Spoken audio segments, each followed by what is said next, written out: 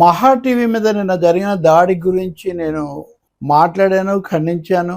అదే సమయంలో ఇటీవల సాక్షికి సంబంధించి జరిగిన పరిణామాలను ప్రస్తావించాను. కేటీఆర్ అప్పటికే వెలిబుచ్చిన ప్రతిస్పందనను కూడా నేను ప్రస్తావించాను. అయినా నాకు తెలుసు, మీకు తెలుసు. ఇలాంటప్పుడు అదా, ఇదా, అప్పుడేమయ్యారు, ఇప్పుడేమయ్యారు, ఎప్పుడొకటేనండి. ఎప్పుడు కూడా మీడియా మీద దాడులు, విధ్వంసాలు, దౌర్జన్యాలు మంచిది కాదు. ఈ విషయంలో రెండో అభిప్రాయం ఏమీ లేదు.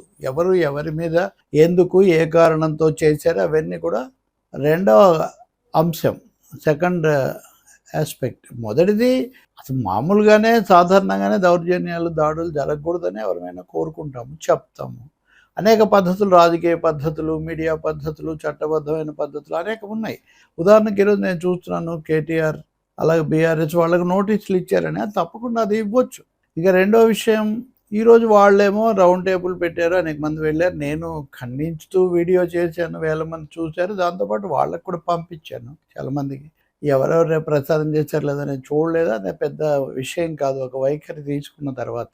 అయితే అందులో రెండో భాగం, ఆ థంబ్స్ అనేవి కొన్ని నిజంగా చాలా ఇబ్బందికరంగా కాదు, అసభ్యంగా కూడా ఉన్నాయి. అలా ఉండాల్సిన అవసరం లేదు. సంచలనం కోసము, లేకపోతే వ్యూయర్స్ కోసము, లేకపోతే రాజకీయమైనటువంటి కోణాల్లో ఏదంటే అది తంపుగా పెట్టేసి వివాదం పెంచడం అనేది ఏం వాంఛనీయం కాదు. దానివల్ల అసలు అంశాలు పక్కకు పోయి ఇవే ముందుకు వచ్చేస్తూ ఉంటాయి. ఈరోజు రౌండ్ టేబుల్లో మాట్లాడిన వాళ్ళలో కూడా కొంతమంది చాలా శృతి మించి మాట్లాడారు, కొంతమంది.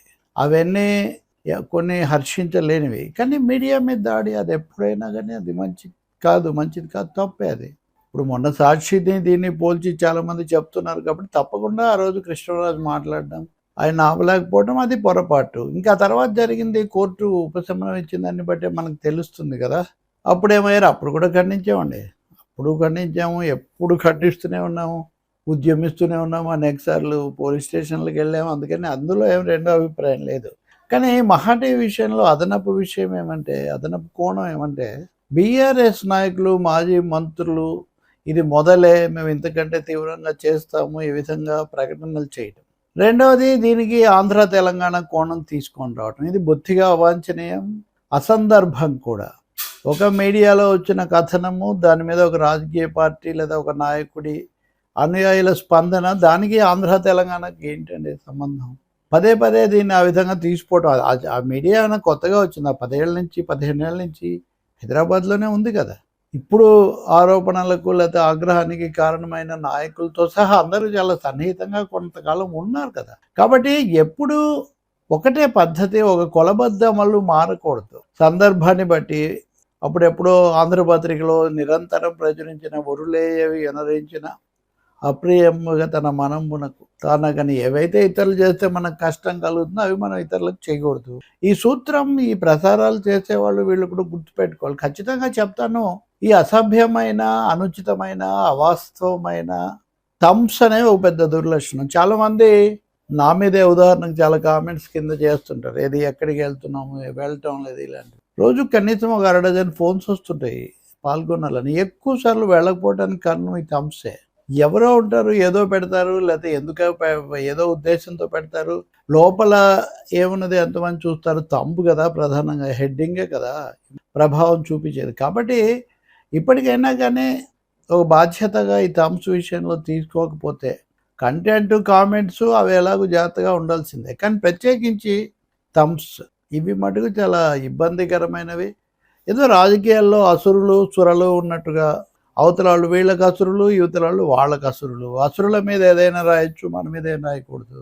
ఈ ధోరణి మంచిది కాదు. నేను చెప్తుంది మా థంబ్స్ పెట్టిన వాళ్లకు, ఆగ్రహించిన వాళ్ళకు కూడా నేను చెప్తున్నాను. ఎవరు ఏదైనా తాత్కాలిక అవసరాల కోసం ఉద్రేకాలు రెచ్చగొట్టుకోవచ్చు, కానీ చీనాయహ మర్నాయహ అని రాజకీయ పార్టీలు, ప్రజలు, మీడియా అందరూ ఇక్కడే ఉండాల్సిందే.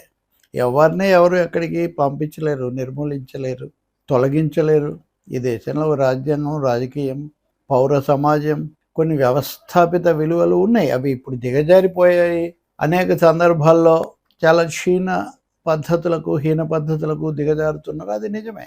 కానీ అంత మాత్రాన మన సమాజం కానీ, మన ప్రజల యొక్క చైతన్యం కానీ కొల్లబోతుందని, ఏదైనా చెల్లుబాటు అవుతుందని నేను భావించడం లేదు. రాజకీయ పార్టీలు, ప్రభుత్వాల నేతలు ఏదో అవకాశవాదంతోనో లేదా తాత్కాలికంగా కలిసి వస్తుందనో ఇలాంటి తప్పు ధోరణులను కనుక ప్రోత్సహించడం మొదలు పెడితే అది మొత్తానికి మోసంగా ఇబ్బందికరంగా మారుతుంది. మన ప్రజలు తప్పకుండా ఒక వాస్తవికమైన గౌరవప్రదమైన సంబంధాలు పరిస్థితులు కోరుకుంటారే కానీ అడ్డగోలుగా అరాచకంగా ఉండడాన్ని వాళ్ళు ఎప్పుడూ ఆమోదించరు. ఎవరి నుంచి ఆమోదించరు. ఒకరికే వర్తిస్తుంది, ఒకరికి వర్తించదు అనేదేమీ లేదు. మనం అత్యవసర పరిస్థితి నుంచి అప్రకటిత అత్యవసర పరిస్థితి వరకు ఇప్పుడు చూస్తున్నాం కదా. కాబట్టి ఎవరి పాఠాలు వాళ్ళు నేర్చుకుంటే చాలా మంచిది. ఇప్పుడు ఇదే తంబులు, ఇదే మీడియా, సోషల్ మీడియా ధోరణులు పెరిగిపోయి ఇది జరిగిందని చాలా తీవ్రంగా సమర్థిస్తూ మాట్లాడినా లేదా దాన్ని ఏదో ఒక మళ్ళీ కొత్త ముడి సరుకుగా చేసుకుందాం అనుకున్నా అదేం మంచిది కాదు. చట్టబద్ధంగా కేటీఆర్ కానీ బీఆర్ఎస్ కానీ తప్పకుండా వాళ్ళు నోటీస్ ఇవ్వచ్చు, లీగల్గా చేయొచ్చు, రాజకీయంగా నిరసన తెలపవచ్చు. కానీ ఇది మొదటిదే, ఇలాంటివి జరుగుతాయి, ఇక ముందు చూపిస్తాము, మనకు నచ్చినప్పుడేమో ఇంకోటి, నచ్చకపోతే ఇంకోటి అంటాం కుదరదు.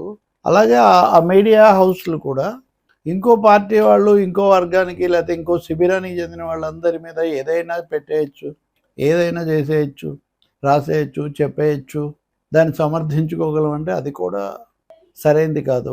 కావాల్సింది ఒక సమతుల్యత, కనీసం సంయమనం, కనీసం లేకపోతే మటుకు ఎవరు చెల్లించే మూల్యం వాళ్ళు చెల్లించాల్సి వస్తుంది. ఇప్పటికే అనేక సార్లు అనేక మంది అనేక రకాలుగా చెల్లించారు, ఇంకా జరుగుతుంది. ఏకపక్షంగా ఆలోచించటం వల్ల ఇక్కడ ఉపయోగం లేదు. ప్రజాస్వామ్యంలో దాడులకు, భౌతిక దాడులకు తావు ఉండకూడదు అనేది ప్రాథమిక సత్యం. ఇంకా ఆ సత్యాన్ని ఆమోదిస్తూ మిగిలినవన్నీ చక్కదిద్దుకోవాల్సిందే.